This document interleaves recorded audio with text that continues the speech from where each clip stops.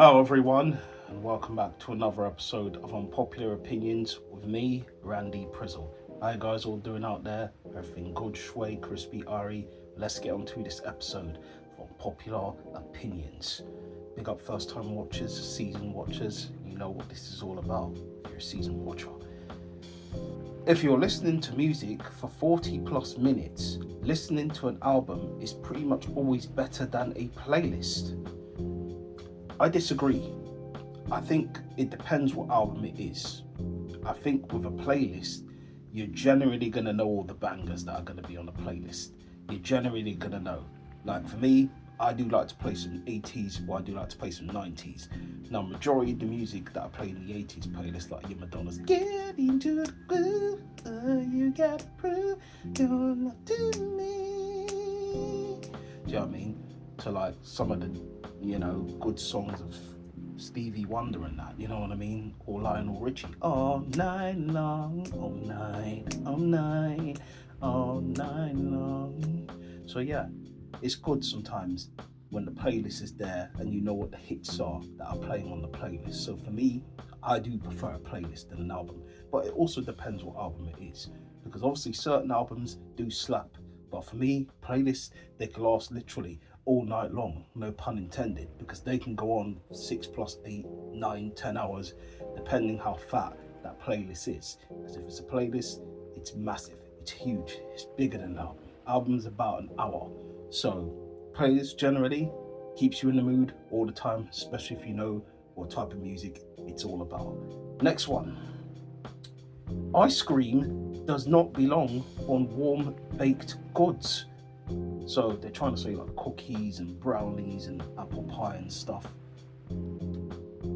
I think it depends. You know what I mean? For me, in my younger days, I wasn't someone who liked ice cream with a lot of that. I just found it to be a bit weird.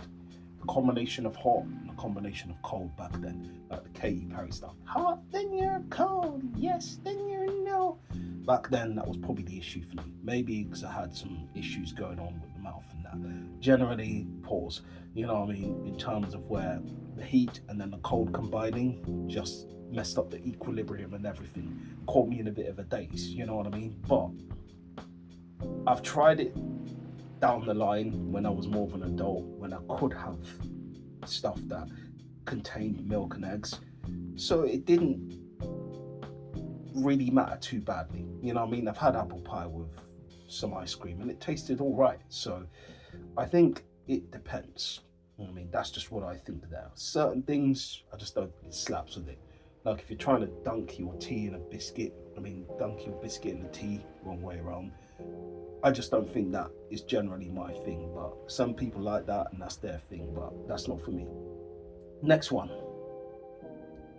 Skin-colored emojis feel weird. I don't know why they look and feel weird. I mean, look at my color. I have to match an emoji that's generally my color. So the fingers, all of that, doing the cross or the thumbs up, in some weird way, if they look a different color, it just doesn't feel like it's me generally showing myself, you know what I mean? Showing what I'm feeling at that point in time. Because if it's a white thumb and I'm, like, hold on, that doesn't represent my thumb, does it? Do you know what I mean? But hey, sometimes you can't change the color of certain things. You just have to just let it go. Just don't read too much into it, but still, for me, it's just about representation. You know what I mean? Representation of what my color is. And I'm a black man, so black man generally would want to use black emojis and whatever. But anyways, it is what it is. It's not that big of a deal, but sometimes it's just nice to know that that's there. That's an option that you can use. It's a great one too. Next one. Scheduling an appointment far ahead means you move stuff around it, not to see if it fits in your schedule. I think if you schedule stuff far ahead. It means you're prepared. You know what I mean? So certain things, obviously, yes, you can jostle, and because you know what is going to be at that time of that schedule.